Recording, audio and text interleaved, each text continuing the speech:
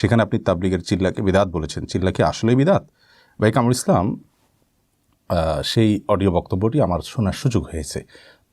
প্রথমত একটা কথা আমরা সবসময় বলে থাকি যে আমাদের কোনো বক্তব্য এর একমাত্র অথেন্টিক এবং নির্ভরযোগ্য সোর্স হলো আমাদের ইউটিউব চ্যানেল এবং আমাদের ফেসবুক পেজ। আসন্না ফাউন্ডেশন নামে যে ভেরিফাইড ইউটিউব চ্যানেল আছে সেটি এবং আমাদের যে ভেরিফাইড ফেসবুক পেজ আছে এটি। এর বাইরে আমাদের বক্তব্য অনেকেই ধারণ করেন, তারা ক্যামেরায় ধারণ করেন, ধারণ করার পর সেটাকে তারা তাদের মতো করে কাটসাট করেন। কাটসাট করতে গিয়ে কোনো হেরফের হতে পারে, ইচ্ছাকৃত কোনো কারসাজি করা হতে পারে, জোড়াতালি দেওয়া হতে পারে, নানান সম্ভাবনা আছে। তো এই জন্য আমাদের বক্তব্য সবসময় আমাদের পেজ এবং চ্যানেল থেকে কোট করার জন্য আমরা অনুরোধ করে থাকি। আমার ইউটিউব চ্যানেলটি আজ থেকে অনেক বছর আগে করা, সৌদি আরবে আমি যখন ছিলাম তখন থেকে এই চ্যানেলটিতে আমি অ্যাক্টিভ, পেজও আমি সৌদি আরব থেকে অ্যাক্টিভ, আলহামদুলিল্লাহ। অতএব আমার বক্তব্যের কোট যদি করতে হয়, বাহির থেকে যদি করেন, তাহলে তার জবাবদিহি আমি কেন করব বলেন? আমি তো বলে দিয়েছি যে আমার বক্তব্যের মূল সোর্স কোন জায়গা। আমি অনেক ভিডিও দেখেছি যে আমার কোনো কথা এমনভাবে প্রচার করা হচ্ছে যেটা আমি বলি নাই। একজন স্বনামধন্য বক্তার বিরুদ্ধে আমার কণ্ঠে দেখলাম বেশ আজে বাজে কথার একটা ভিডিও, একটা অডিও। আমি পুরোটা শুনে অবাক হয়ে গেলাম যে হুবহু আমার কণ্ঠ, অথচ এই কথা আমি গুণাক্ষরও বলিনি। যাই হোক, এটা হলো প্রথম কথা। দ্বিতীয় কথা হলো, সেখানে যে কথাটি বলা আছে 3 শব্দের একটা কথা, এখান থেকে আমরা একটা মানুষের পুরো বক্তব্য বা তার অবস্থান, তার সিদ্ধান্ত আমরা কীভাবে নিশ্চিতভাবে জেনে ফেলি। সেখানে যেটুকু বলা আছে আমার যতটুকু মনে পড়ে, বেদাতি পন্থায় 3 চিল্লা দেওয়া, তাবলিগে 3 চিল্লা দেওয়া বেদাতি পন্থায়। তো এখানে এটা যদি আমার বক্তব্য হয়ে থাকে, আমি জানি না এটা আদৌ আমার বক্তব্য কি না, আমার মনে পড়ে না আমি এরকম কোনো কথা বলেছি। যদি আমার বক্তব্য হয়েও থাকে তাহলে সেক্ষেত্রে আপনি লক্ষ্য রাখবেন যে বেদাতি পন্থায় 3 চিল্লা দেওয়া এর মানে হলো, যদি কেউ 3 চিল্লাটার এই উপকরণকে ইবাদত বানিয়ে ফেলে, এটাকে সুন্নাহ মনে করে, এটাকেই শরীয়ত বানিয়ে ফেলে, এটাকে এরকম আবশ্যক করে ফেলে, তাহলে সেক্ষেত্রে সেটা বেদাত যে হবে সেটা বলাই বাহুল্য। এবং এই ব্যাপারে তো কোনো আলেমেরই কোনো দ্বিমত নেই আমি যতটুকু জানি। তো সেই পন্থায় যদি কেউ দেয়, সেই কথা বলা হয়েছে এখানে। আর এক্ষেত্রে আমার ব্যাখ্যা একেবারে ক্লিয়ার। এ বিষয়ে আমার মনে হয় অন্তত কয়েকশবার ফতোয়া প্রশ্ন উত্তর আমরা দিয়েছি। যে অনেকে বলেন যে বিশ্ব ইজতেমা এটা বেদাত, অনেকে বলেন 3 চিল্লা 1 চিল্লা বেদাত। আমরা বিনয়ের সাথে বেশ অনেকবার এগুলোর উত্তর দিয়েছি। যারা খুঁটে খুঁটে ছিদ্র আবিষ্কার করেন তারা সেগুলো কেন বের করেন আল্লাহ তাআলা ভালো জানেন। আসলে মানুষ যখন ছিদ্র অন্বেষণ করার জন্য লেগে যায়, তো একটা মানুষের হাজার হাজার বক্তব্য থেকে অনেক কিছুই পাওয়া যায় যেটাকে দিয়ে সমালোচনা করার জন্য পয়েন্ট বের করা যায়, বা তার বিরুদ্ধে তাকে আসামের কাঠগড়ে দাঁড় করার জন্য বের করা যায়। এটা খুব সহজ একটি কাজ। যাই হোক, যেটি বলছিলাম যে আপনার এই বিশ্ব ইজতেমা বিদআত কিনা, এটা প্রশ্ন আমাদের কাছে অনেক আসছে এবং শতবার এটা উত্তর দিয়েছি বিভিন্ন জায়গায়, আমাদের লাইভেই বিভিন্ন জায়গায় হয়তো আছে। এবং আমরা সেখানে বলেছি যে কিছু মানুষ কোথাও সমবেত হলো কোরআন এবং হাদিস শেখার জন্য, জানার জন্য, বোঝার জন্য, দ্বীনি জজবা তৈরি করার জন্য। এটা সম্পূর্ণ জায়েজ একটি কাজ। এটা বেদাত হতে যাবে কেন? এটা যদি বেদাত হয় তাহলে সেক্ষেত্রে আমাদের এই যে লাইভ অনুষ্ঠান এটাও বেদাত হবে।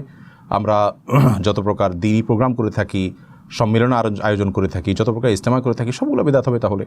হ্যাঁ, কেউ যদি সেখানে বিশেষ কোনো ভুল উদ্দেশ্য নিয়ে যায় যে সেখানে গেলে আল্লাহ তাআলা দোয়া কবুল করবেন, এই জায়গা থেকে যে সেই জায়গার বিশেষ বরকত আছে, সেই জায়গার বরকতময় মক্কা মদিনা বা আপনার অন্যান্য দোয়া কবুলের জায়গাগুলোর মতো একটা জায়গা মনে করে, অথবা সেখানে যাওয়াকে হজের সাথে তুলনা করে, যেমন হাতে গোনা 2-4 জন করে, যাদেরকে গুণেও হয়তো বের করলে হাতে গোনা কয়েকজন হবে। যাই হোক, তো এই রকম চিন্তাধারা নিয়ে যদি কেউ করে তাহলে সেটা বেদাত হবে, সেটা ভুল হবে। কিন্তু এছাড়া বাইরে এটা ভুল হওয়ার তো কোনো কারণ থাকতে পারে না। একটা হলো উপকরণ, আরেকটা হলো ইবাদত। ইবাদতের উপকরণ, এই উপকরণটা কখনো বেদাত হয় না যদি সেটাকে উপকরণ হিসেবেই রাখা হয়। আমরা যত ইবাদত করি, বিমানে যাচ্ছি, এটা উপকরণ। আমরা কোনো দিন শেখার জন্য 1 ঘন্টা একটা সেশন বের করেছি, এটা উপকরণ, এটা মাধ্যম।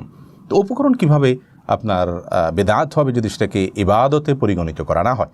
বিধায় আপনার কেউ 40 দিন, কেউ আপনার 120 দিন 3 চিল্লা কোথাও গেলেন দিন শেখার জন্য, দিন বোঝার জন্য, এই 3 চিল্লার 1 চিল্লা ফিক্স করে গেলে এটা বেদাত হতে যাবে কী কারণে? তাহলে সেক্ষেত্রে আমরা যে অনার্স করে থাকি, মাস্টার্স করে থাকি হাদিসের উপরে, তাফসিরের উপরে, বিভিন্ন সাবজেক্টের উপরে, এই যে মেয়াদ, এই মেয়াদটাও তো কোন হাদিসে নাই, তাহলে এটা বেদাত হয়ে যাবে। আল্লাহ মাফ করুক।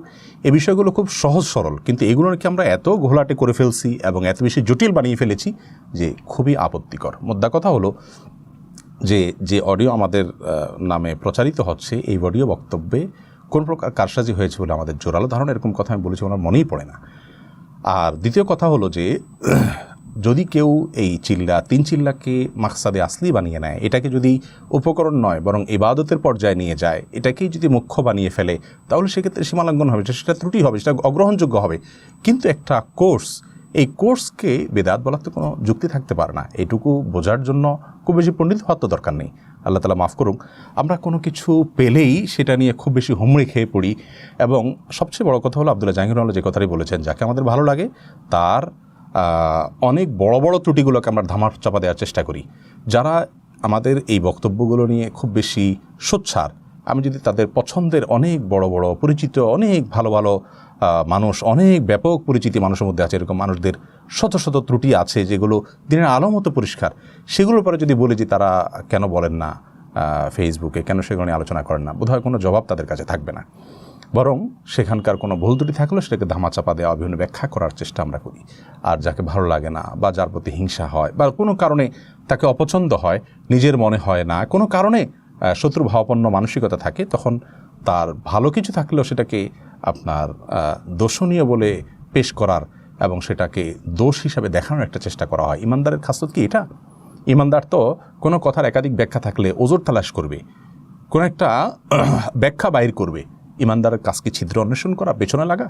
ওয়ালা তাজাসসু, আল্লাহ বলেছেন তোমরা একজনের জন্য পেছনে পড়ো না। আজকে এই আয়াত সবচেয়ে বেশি অসহায় আলেমদের কাছে, এক শ্রেণীর দায়ীদের কাছে, এক শ্রেণীর দিনদারদের কাছে আজকে এটা সবচেয়ে বেশি অসহায়। আমরা পিছিয়ে লেগে পড়া থাকাটাকে এবাদত মনে করছি। শয়তান আমাদের কাছে এটাকে দিনের কাজ মনে করে ফেলছে। আপনি নিজের পেছনে নিজে লাগলে দেখবেন বহু কিছু আবিষ্কার করতে পেরেছেন। আপনার পছন্দের লোকগুলোর পেছনে আপনি লাগছেন না কেন? কারণ তারা আপনার ভাই। তো আমি সেই কাজটা আমিও করি, আমি কারোর পেছনে লাগার চেষ্টা করি না, ছিদ্রান্বেষণ করার চেষ্টা করি না, কারণ আমি আমার ভ্রাতৃত্বের গণ্ডিটাকে অনেক বড় মনে করি, অনেক বড় মনে করি। আব্দুল্লাহ জাহাঙ্গীর রহমাল্লাহ বলতেন যে বাংলাদেশে যত মহৎ পথ আছে আলেমদের, প্রত্যেকের নিজেদের মধ্যে তাদের কম বেশ মতপার্থক্য আছে, গ্রুপ আছে, তারা কিন্তু নিজেদের পারস্পরিক মতপার্থক্যগুলো ওপেন প্ল্যাটফর্মে বলে বেড়ান না, বরং সেটা নিজেদের মধ্যে রাখেন, কারণ তাদের নিজস্ব ব্যাপার। তো তিনি বলেছেন একবার আমাকে স্পষ্ট সরাসরি যে আমি মনে করি এই গণ্ডিটা আর একটু বড় করলেই আমাদের সমস্যার সমাধান হয়ে যায়।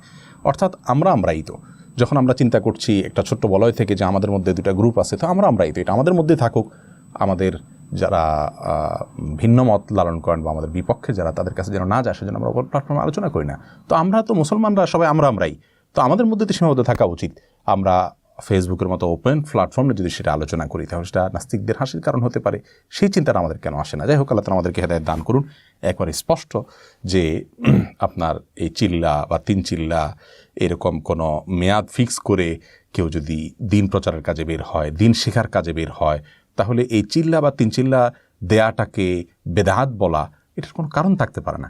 আমি শতবার এই বিষয়ে উত্তর দিয়েছি, কিন্তু দুঃখজনকভাবে কোত্থেকে কি জোড়াতালি দেওয়া ভিডিও নাকি পুরাতন কোনো ভিডিওর অপূর্ণাঙ্গ অংশ, সেটাকে বের করে এনে এখন আমাদের কিছু ভাইয়েরা আলোচনা করছেন। আল্লাহ তাআলা আমাদের সবাইকে হেদায়েত দান করুন।